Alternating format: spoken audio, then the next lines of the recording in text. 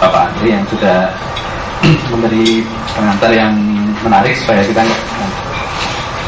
perkenalkan Agus dari Rumah Sakit Umum Pusat Nasional Rujukan Dr. Cipto Mangunkusumo. Pada sore ini saya mendapatkan diminta oleh panitia untuk menyampaikan materi tentang bagaimana pengalaman mengembangkan sistem informasi di rumah sakit secara in-house. Jadi di sini topik yang disampaikan, dalam bahasa Inggris ya, in-house development of hospital information system in teaching hospital. Nanti mungkin dalam pemaparan lanjut tentu akan pakai bahasa Indonesia, kalau usah khawatir.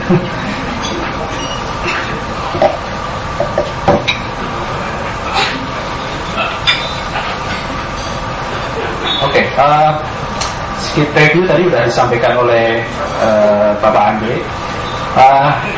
Rumah Sakit Dr. Cipto Mangunkusumo, atau saya singkat saja lebih enak, RSCM gitu, merupakan salah satu rumah sakit yang mungkin terbesar di Indonesia saat ini, dengan kapasitas kurang lebih 1000 bed aktif kapasitasnya.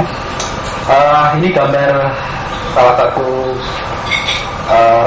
pusat rawat inap terpatunya, di mana di sini yang terdapat bed paling banyak, kurang lebih ada sekitar 700 bed, dan beberapa bed rawat inap masih tersebar di unit lain. Jadi sebagai gambaran saja, rumah sakit RSCM ini terdiri dari banyak departemen ya. Jadi bukan hanya instalasi, tapi karena berfungsi sebagai rumah sakit pendidikan, di sana juga terdapat kurang lebih 35-36 departemen. Nah, kalau digambarkan mungkin seperti kumpulan 35 rumah sakit kecil gitu ya. Jadi setiap departemen itu punya otonomi yang tinggi, kayak pengelolaan finansial, SDM-nya. Cuman dalam waktu berjalan ke depan ke arah sekarang ini mungkin lebih ke disentralisasikan lagi. Tapi berangkat dari awalnya, rumah sakit ini memang terdiri dari unit yang sangat otonom.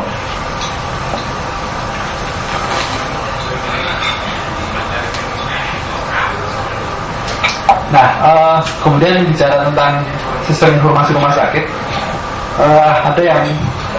ada penelitian yang menunjukkan bahwa sistem di kesehatan khususnya rumah sakit ini ternyata lebih kompleks daripada perbankan. Jadi kalau kita coba bayangkan bagaimana di rumah sakit dengan level rujukan tertinggi nasional, mungkin sistemnya bisa dibilang memang sangat kompleks kalau kita memang mau mengakomodasi seluruh konsep ideal sistem informasi.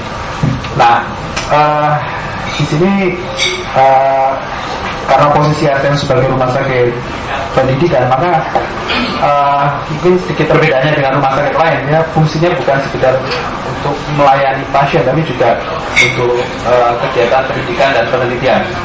Nah, sudah barang tentu sistem informasi yang diterapkan di sini juga bukan sekedar hanya untuk memenuhi kebutuhan layanan kesehatan, tapi juga bisa digunakan untuk pendidikan dan penelitian.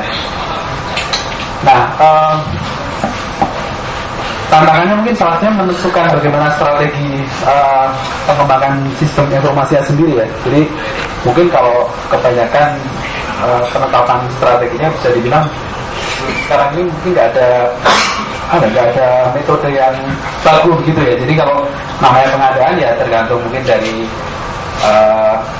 pimpinan dari institusi yang bersangkutan, misalnya direktur rumah sakit misalnya, kebetulan perlu sistem atau sistem yang lama kurang berfungsi dengan baik gitu, biasanya kemudian ya dilakukan ini ya, pengadaan sistem baru, atau mungkin kalau sistem yang sudah ada misalnya ya tinggal di upgrade sesuai dengan kebutuhan. Nah, cuman memang tidak ada metode yang bagus, jadi lebih pada mungkin pendekatan misalnya mungkin ada vendor yang mungkin punya pengaruh yang kuat, jadi vendor driven istilahnya. Jadi artinya vendor lebih mengarahkan pada sistem dari vendor yang bersangkutan. Jadi mungkin bisa jadi sistem rumah sakit sudah berjalan bagus ya, tapi ya mungkin karena ada penawaran ada subsistem misalnya farmasi yang lebih bagus dan sebagainya, biasanya kemudian diadakan pengadaan sistem baru dan seterusnya. Jadi memang di sini pada praktek pelaksanaannya selama ini masih belum didasarkan pada metode yang standar dan baku juga. Nah, ada beberapa pendekatan di sini untuk pengadaan atau pengembangan sistem. Sekilas saja, pertama in-house yang akan lebih banyak saya paparkan di sini. Kemudian pengembangan outsource, ini pengembangan yang dilakukan oleh pihak luar. Dan yang ketiga, tentunya bukan pengembangan tapi beli produk jadi. Nah, mungkin case-nya akan lebih banyak dibahas tentang pengembangan in-house dan outsource, karena mungkin kalau untuk case rumah sakit biasanya memang perlu sesuatu yang di custom ya, tidak bisa seperti beli software yang sudah jadi dipasang kemudian tidak dipakai gitu. Jadi mungkin nanti case-nya akan lebih banyak dibahas tentang pengembangan in-house dan outsource.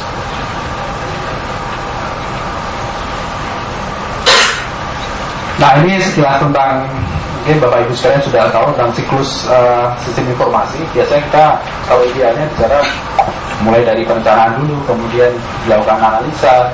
Dari analisa kemudian dari situ kita tahu kebutuhannya apa. Dari situ kemudian baru dilakukan pengadaan. Nah, pengadaan ini mungkin nanti penjelasan lebih lanjutnya bisa melalui pengembangan atau beli jadi. Kemudian setelah produk itu ada, kemudian diimplementasi, kemudian dilakukan maintenance dan seterusnya. Kalau misalnya ada kebutuhan lagi, kurang lagi, dilakukan perencanaan dan analisa dan pengembangan seterusnya. Jadi ini merupakan siklus yang bisa dibilang dalam praktiknya nggak mungkin putus ya, terus berputar dan terus berjalan. Nah, penekanannya mungkin lebih pada bagian pengadaannya. Jadi ini tahap yang bisa dibilang cukup kritikal karena di tahap ini sangat memerlukan effort baik waktu, kemudian biaya dan sumber daya nggak kecil. Nah, kalau misalnya kita tidak hati-hati di tahap pengadaan ini, konsekuensinya mungkin cukup berat ya. Bisa mulai dari sistem yang tidak dan sesuai dengan yang direncanakan, atau biasanya kalau pun jalan waktunya mundur, molor gitu, atau bahkan biaya yang lebih besar dari yang direncanakan.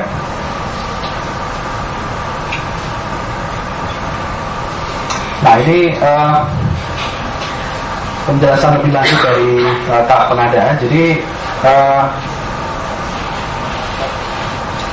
keputusannya ada dua di sini, bisa dilakukan pendekatan pengembangan, dikembangkan atau beli. Jadi dari hasil analisa biasanya kita punya arsitektur sistem informasi. Kemudian di arsitektur juga ada penjelasan tentang fungsional yang diperlukan dan sebagainya. Nah, dari situ kita akan menimbang kira-kira pendekatan apa yang sesuai, yang bisa dicapai untuk memenuhi kebutuhan.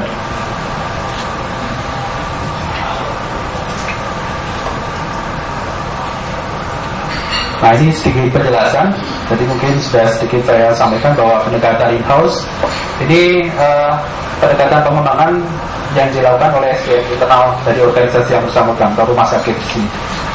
Kemudian yang kedua, pendekatan outsource ini model pendekatan yang dikembangkan oleh sumber daya atau pihak di luar organisasi. Kemudian yang ketiga, membeli atau mengakuisisi produk yang siap pakai. Bisa modelnya beli, atau mungkin kalau tren yang belakang ini istilahnya, kalau Bapak Ibu pernah dengar software as a service, tadi mungkin disampaikan juga oleh Pak Hasibuan, model cloud computing. Jadi kita nggak perlu membeli software itu, tapi cukup menggunakan. Jadi terkoneksi secara kontinus lewat internet, data disimpan di situ. Jadi kita tinggal menggunakan data, tinggal menyewa data per bulan atau per tahun. Dan pendekatan yang keempat sebenarnya pendekatan kombinasi. Jadi memang sebenarnya bisa jadi kebanyakan tidak menggunakan pendekatan exactly 1, 2 atau 3, bisa jadi pendekatan kita lakukan secara kombinasi. Jadi kira-kira misalnya SDM-nya memungkinkan untuk mengembangkan sendiri, mengembangkan produk inti, kemudian modul-modul tambahnya mungkin karena pertimbangan lebih kompleks dan kurang terspesialisasi, maka diserahkan oleh pihak luar.